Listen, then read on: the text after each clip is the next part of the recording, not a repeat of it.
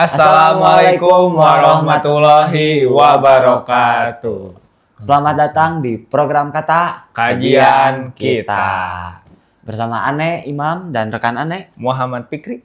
Tentunya bakalan nemenin teman-teman dari sahabat dakwah di beberapa menit ke depan. Betul sekali. Nih, aduh, BTW, Ceng, Apa tuh? kalau lu masih ini nggak sih, kerja di perusahaan yang kemarin? Oh, itu masih. Oh, masih? Udah Masih. berapa lama sih? Itu teh 1,5 tahun. Oh, di sana. 1,5 tahun. Iya. Tapi sekarang tuh lagi vakum. Lagi berhenti dulu sebentar lah. Kenapa tuh? Karena muhasabah dulu. Muhasabah, Masya Betul. Allah. Soalnya Perubahan lah ya. Perubahan dulu. Soalnya waktu kerja teh, waktu azan teh, saya teh gak berhenti. Nggak Jadi, berhenti apa? masih ada lanjutannya gitu. Aduh, asa kagok ini dulu kayak apa gitu. Ya. Tapi ternyata itu tuh kan nggak boleh. Kita tuh harus balance antara dunia dan akhirat. Ya, betul harus Nah, balance. itu. Jadi kayak kehidupan dunia itu Jalan. kerja teh terus dikejar, ibadahnya jadi Leha-leha. sedikit leha-leha lah. Jadi kayak gak 50-50 gitu, jadi kayak 70-30 lah. Berarti nggak seimbang ya 70-30. Iya, nggak seimbang, lumayan lah signifikan Lumayan. perbedaannya. Bingung kali ya buat nyeimbanginnya atau gimana? Bingung banget yang gimana, kayak harus ada orang yang ngasih tahu dulu nih gitu. Kayak apa sih gitu kayak gimana sih gitu, Biar balance. biar gitu. balance teh gitu. Alhamdulillah kayak di hari ini, di sekarang ini kita kedatangan pemateri nih yang Pemateri ini tentunya bisa memberikan kita mindset mindset biar yang baru terbuka juga. gitu, balance antara dunia dan akhirat nih Bang. Oke. Nah, dengar-dengar pemateri juga bakal nyampein materi yang daging lagi nih. Daging lagi nih, daging apa nih sekarang? Daging Hokkaido mungkin sekarang. Hokkaido, Betul. aduh, worth it banget nih. Worth it banget. Pasti, kelas sih. Kelas bakal lumer. Nggak hebos. Lados. Ada yang hebos. Pasti worth it lah ya. Worth it Mungkin banget. langsung saja tanpa berlama-lama. Beliau juga merupakan salah satu dari dosen Fakultas Dakwah, yaitu Bapak Malki. Assalamualaikum Pak. Assalamualaikum Pak. Sehat Pak? Ya, alhamdulillah. Alhamdulillah. Gimana Pak perjalanan Pak? Ya, alhamdulillah. Sementara ini sehat walafiat. Sehat. Alhamdulillah. Alhamdulillah. Masih puasa aman ya Pak? Ya, insya Allah. Insya Allah. Amin. Ya. Itu ada nasi di sini. Kan tadi sudah tidak ada. Bang. Oke. Makin ganteng aja Pak ini. Kalah saing ini Pak teman Iya. saya. Nah, gini Pak. Jadi saya tekan kerja ya Pak. Iya. Kurang lebih 1,5 tahun lah ada di Taman Sari Atas. Kayak kehidupan saya saat bekerja teh Pak. Saya kayak terleha-leha akan bekerja, kayak terus kerja sehingga sholatnya di jam 2 zuhurnya, Iya, iya. kayak asar di jam 4. Jadi hampir gak tepat waktu gitu Pak. Nah, gimana sih Pak kayak cara kita tuh biar balance Pak antara kehidupan kerjaan dan kehidupan beribadah gitu Pak? Iya, iya. Ya, sebenarnya menarik sekali, maksudnya mengangkat isu ini ya. Ya. Nah, untungnya Islam itu mengajarkan dan menolak itu paham dualisme lah. Itu sebenarnya ada kaitannya dengan paham dualistik ya. Jadi menganggap bahwa urusan agama itu tidak ada hubungannya dengan urusan dunia. Gitu. Nah, padahal dalam Islam itu disebutkanlah di dalam satu surat itu kan yang bunyinya wabtaghi fima ataqallahu darul akhirah wala tansa nasibaka minad dunya. Nah, itu ayat tersebut itu Allah memberikan ya. Pertama memberikan bahwa apa yang Allah berikan itu kita bisa hidup di dunia itu disebutkan untuk apa? Untuk bekal. Karena urusan dunia itu sebenarnya bukan sebagai akhir begitu, tapi urusan dunia urusan akhirat yang seharusnya yang jadi tujuan. Nah, jadi dunia itu hanya sebagai sarana. Karena itu ada keterkaitan di situ ya. Kalau tadi kan dikatakan bahwa urusan dunia itu tidak ada keterkaitan dengan urusan akhirat. Ya. Begitu. Jadi seolah mau jadi apa tadi, bekerja di apa ataupun jadi pengusaha di apa dan sebagainya, pokoknya ya bekerjalah gitu kan. Jadi mau ya jujur, mau ya apa namanya, nggak amanah dan sebagainya. Itu mah pokoknya yang penting bisa sukses begitu, tanpa mengikuti yang tadi nilai-nilai. Padahal bekerja itu mesti jujur kan, tidak boleh khianat, tidak boleh ya termasuk juga melakukan korupsi dan sebagainya. Kenapa? Karena apa yang kita buat di dunia itu sebenarnya buat bekal gitu. Maka agama itu memberikan tadi ya kayak seperti dalam ayat tadi disebutkan. Jadi Allah memberikan anugerah itu buat bekal di akhirat, karena akhirat itu adalah tujuan. Sedangkan dunia adalah hanya sarana. Tapi juga kan disebutkan wala tansa nasibaka, dan janganlah kamu lupa kan.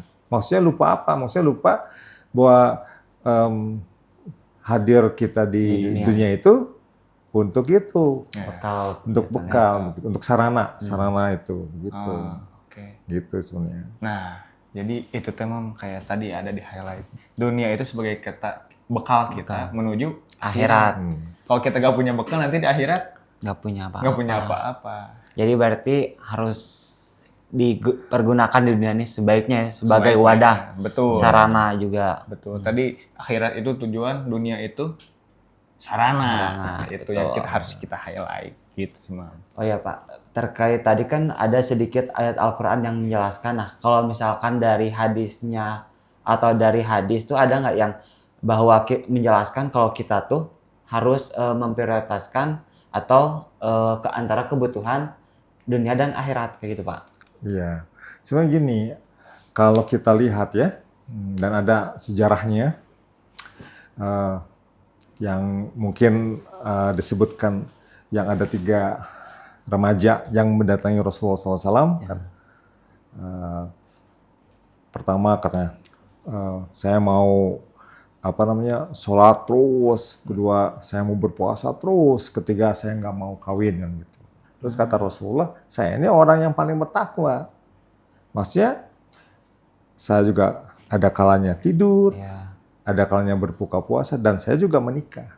Nah itu kan sebenarnya konsep balance, konsep keseimbangan, bahwa urusan dunia seperti tadi kan, menikah itu kan dunia. Untuk apa? Untuk supaya kita memiliki anak cucu dan menjadikan anak cucu itu sebagai wasilah. Kemudian tidur itu apa? Untuk istirahat. Karena nanti ada masanya bekerja. Kan bekerja itu kan harus harus serius, harus betul-betul dengan sehat walafiat. Kan kalau nggak serius, misalnya ya seperti karena habis waktunya untuk bergadang gitu kan. Nah, makanya nggak boleh. Makanya kan kata Roma Irama juga kan sebutin kan, bergadang tuh boleh kalau ada artinya. Maksudnya kalau ada ya nggak boleh. Ya nggak boleh gitu. Itu juga sama gitu. Nah kemudian yang satu lagi kan Rasulullah juga berbuka puasa. Artinya Islam itu tidak mengajarkan untuk ekstrim. Ekstrim artinya mengejar dunia saja atau mengejar akhirat saja. Jadi konsepnya itu gini, berbeda dengan agama lain itu, kalau mau jadi orang baik ya, jadi orang yang disebut insan kamil, nikah nggak boleh, makan pun dia harus minta-minta, ya kan? Justru dalam Islam disebutin minta itu nggak boleh, itu justru harus banyak memberi. Nah kalau memberi apa? Kita harus mencari nafkah, kan? Nah kemudian mengharamkan untuk menikah kan, kalau dalam agama justru dalam Islam harus menikah kan begitu. Jadi itulah konsep keseimbangan sebenarnya. Nah jadi kalau tadi ditanya apa hadisnya, itu kisah tadi itu gitu. Malah kan banyak dalam Al-Quran kan disebutin seperti sosok Raja Nabi Daud ataupun Raja Sulaiman. Itu kan sosok sebenarnya sebagai seorang raja atau kalau sekarang presiden atau perdana menteri, tapi kan disebutin dia memiliki kekuasaan dan juga memiliki kekayaan, tapi digunakan untuk bekal hidup di akhirat gitu. Betul, betul. Nah, terus satu lagi justru dalam Al-Quran disebutin contoh yang salah, ya. Seperti misalnya Qarun. Qarun itu kan saudara sepupunya Nabi Musa, tapi ia jadi contoh yang buat kita sebagai contoh yang tidak baik karena dia menganggap bahwa menumpuk harta itu adalah salah, gitu. Karena tidak mau berbagi gitu. Betul. Jadi seolah-olah itulah tujuan hidupnya, itu juga salah satunya. Jadi Al-Quran itu sebenarnya kalau kita kaji banyak contohnya untuk jadi inspirasi buat kita sebenarnya. Begitu. Baik, Pak. Kalau kayak gitu, Pak, misalnya nih, kalau saya kerja keras di dunia, apakah itu salah, Pak? Tapi atau bisa itu malah jadi ladang ibadah kita? Soalnya kan mencari nafkah itu termasuk ibadah ya, Pak? Iya. Bagaimana tuh, Pak? Betul sekali. Ya kan malah disebutin kan, kalau misalnya dia sedang mencari nafkah, kemudian terjadi sesuatu, misalnya katakan meninggal ya, apalah kita tidak tahu. Justru kan dia sebenarnya sedang berjihad, karena mencari nafkah untuk keluarganya kan juga sama, dia setara begitu. Sebagaimana wanita yang melahirkan sedang berjuang sama berjuang, dia berjihad juga begitu. Kan ada dalam hadis itu disebutin ya tentang sosok bahwa kalau ia bekerja, kemudian bekerja untuk keluarganya, menafkahi dan sebagainya, maka ia sebenarnya juga sama sedang melakukan jihad kan gitu. Ya. Jadi jihad itu tidak harus terjadi dalam peperangan begitu. Nah, makanya indikator keseimbangan itu ya, kalau kita mau sebut indikator keseimbangan itu adalah menunjukkan yaitu bekerja secara profesional. Nah, secara profesional itu seberapa? Kan profesional itu artinya kerja keras kan. Kan profesional itu artinya menunjukkan kerja kerasnya. Tapi pada saat yang sama dia tunjukin juga kerja keras dalam beribadah. Gitu, dalam berdoanya. Nah, itu maksudnya. Makanya kan kalau kita lihat dalam sejarah para ulama ya ataupun para penguasa dan sebagainya, kalau kita lihat kenapa sampai mereka menulis berbagai karya sampai berjilid-jilid begitu. Itu kan untuk menunjukkan sebagai profesi, sebagai seorang ulama, apa yang ia tulis sebagai bentuk profesi, karena ingin menjabarkan dan ingin menunjukkan contoh yang baik, sehingga dapat kita rasakan. Imam Ghazali sampai berjilid-jilid karyanya. Itu kan sebagai bentuk pertama kerja keras karena profesinya, dan kerja keras karena dia seorang hamba. Gitu. Kan itu. Kemudian kalau misalnya para raja, misalnya ya para sultan juga sama. Kalau para raja adalah menegakkan keadilan dan menunjukkan menegakkan hukum dan menunjukkan keadilan. Jadi keadilan yang dapat dirasakan oleh semua warganya, semua rakyatnya. Jadi nggak ada istilah tumpul ke atas gitu, tajam ke bawah nggak ada. Kenapa? Karena dia amanah, memegang amanah, dan itu adalah bentuk indikator keseimbangan itu, indikator balancing. Bagaimana urusan dunia dan urusan akhirat ia tunjukkan dalam bentuk tadi. Ya, misalnya sosok yang paling baik itu ini seperti cucunya Umar bin Khattab radhiyallahu anhu ya. Umar bin Abdul Aziz kan begitu. Banyak yang mengkaji tentang beliau ini. Saya dulu juga ada di Renungan Jumat. Boleh dibaca lah tentang sosok Umar bin Abdul Aziz. Itu ada buku yang sudah diterbitkan ke dalam bahasa Indonesia, ditulis oleh salah satu bagus sekali, dan dia sebagai bentuk ya tadi indikator keseimbangannya pada saat yang sama dia juga seorang thalabul ilmi ya, penuntut ilmu, tapi juga seorang guru, tapi eh, seorang penguasa begitu, yang betul-betul dia tunjukkan keadilannya itu. Dia betul-betul mendengar suara rakyatnya begitu dan sebagainya. Tapi pada saat yang sama dia juga seorang juhud, seorang yang betul-betul berdedikasi ya kepada Allah begitu. Apa namanya? Kebijakan-kebijakannya begitu. Itu salah satunya lah begitu. Oke. Nah itu tadi kerja keras itu profesional, cara-cara tinggi profesional. Nah profesional kita kepada Allah adalah terus menghamba tadi, terus berdoa, terus meminta, agar balancing antara keduanya. Terus ke highlight juga tadi, kita kalau kerja terus qadarullah meninggal misalnya, terus kita sebagai mujahid dan insya Allah husnul khotimah mungkin itu dalam perjalanannya. Betul Pak. Tapi berarti kan itu juga sebenarnya tergantung pada niat awal kita di pekerjaan itu ya Pak. Iya. Nah berarti mungkin bagaimana sih Pak cara membentuk mindset kita tuh agar hal yang kita lakukan tuh sebenarnya tuh proses untuk bekal kita di akhirat. Seperti itu Pak. Ya, tentu saja tidak boleh ada istilah selesai belajar terus belajar. Makanya kenapa ya hadis ya yang thalabul ilmi faridatun ala kulli muslim itu kan belajar yaitu ilmu pengenalan istilahnya, bukan ilmu pengetahuan. Kalau yang thalabul ilmi faridatun yang disebut fardu ain itu adalah ilmu pengenalan. Kenapa ilmu pengenalan? Bapak ambil istilah itu karena dari kata kenal. Kenal yang dimaksud apa? Maksudnya kenal kepada Allah karena kita udah berkenalan dengan Allah, yaitu di alam alastu, yaitu di alastu bi rabbikum qalu bala syahidna, kan begitu. Jadi di alam alastu Allah bertanya kepada semua ruh ya, semua kita lah. Apakah aku Tuhanmu? Kan qalu bala syahidna. Iya, indeed kan gitu. Kami bersaksi engkau lah. Nah, maka dengan begitu Allah kemudian menurunkan para anbiya, para rasul membawa risalahnya, dan risalahnya itu semuanya adalah dalam konteks untuk mengenalkan kembali. Karena udah kenal kita dengan Allah.